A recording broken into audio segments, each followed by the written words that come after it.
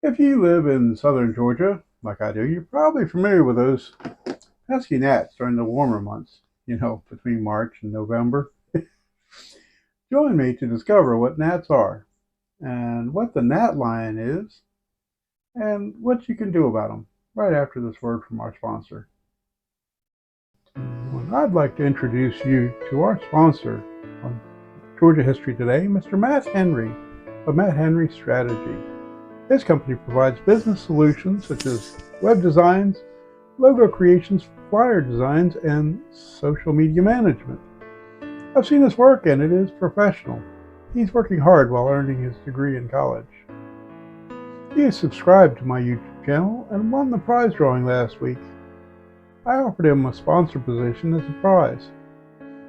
He should be your guy to design your website, logos, flyers, and manage your social media.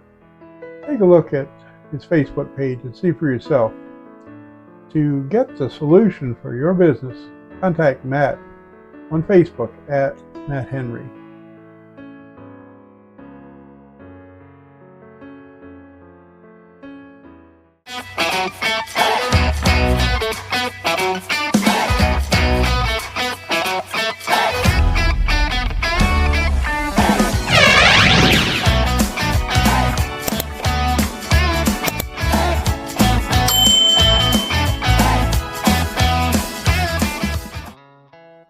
A gnat is many species of tiny flying insects. Most often they fly in large swarms called clouds. No way. They are generally slender bodied with long, narrow wings. A common type is the eye gnat. The Smithsonian Institution describes them as non-biting flies, no bigger than a few grains of salt, attracted to fluids secreted by your eyes. And I had the moist area in your nose and your ears. Black flies and biting midges also belong to the gnat category. They're small, sometimes barely visible, bloodsuckers. And they're commonly known in many areas as biting gnats, sandflies, hunkies, and no-see-ums, among other names which I'm not going to mention here. In general, gnats go through 4 life stages: eggs, larvae, pupa, and adults, similar to other flies in the fly family. The fungus gnat lays their eggs in moist organic debris of sandy soil, which hatch into larvae. The larvae feed on organic matter such as leaf mold, mulch, compost, grass clippings, root hair, and fungi. They eventually become pupae, and later adults emerge from the normal. There's a figurative borderline that separates the relatively gnat-free northern part of Georgia from the gnat-infested southern part of our state.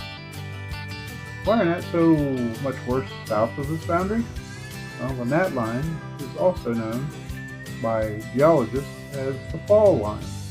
Now, don't miss the detailed fall line video I've made. Click on the link to it in just a few minutes.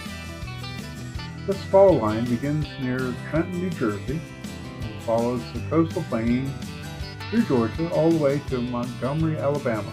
In Georgia, it begins just south of Augusta, and then it slopes in a southwesterly direction through Macon and Columbus.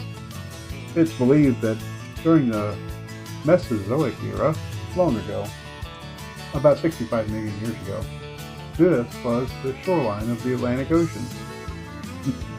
I'd have waterfront property. In the modern era, the fall line divides Georgia's coastal plain from the Piedmont region. The loose sandy soil in the coastal plain is an excellent breeding ground for the gnats. Where gnats are found follows the old real estate saying, location, location, location. This might answer the question why 2/3 of Georgia residents live north of the fall line. If you have gnats inside your home, there's an easy way to kill them without the chemicals.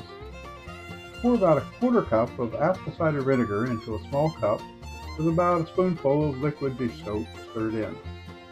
Leave this in any room that has gnats or fruit fly pests. Also, pouring a dose of bleach down the drain in a sink with a little boiling water will help if you see any gnats there. If gnats bother you outside, you could try sprays or skin lotions for these pests, or a hat with insect netting, like a beekeeper's hat may help. I have links in the description to find Amazon products which help with this issue. If you have enjoyed this short story, I'd appreciate a thumbs up. To make sure you're not going to miss any new episodes, hit that subscribe button, wherever it is, and learn more about this mysterious fall line by clicking in the video over here.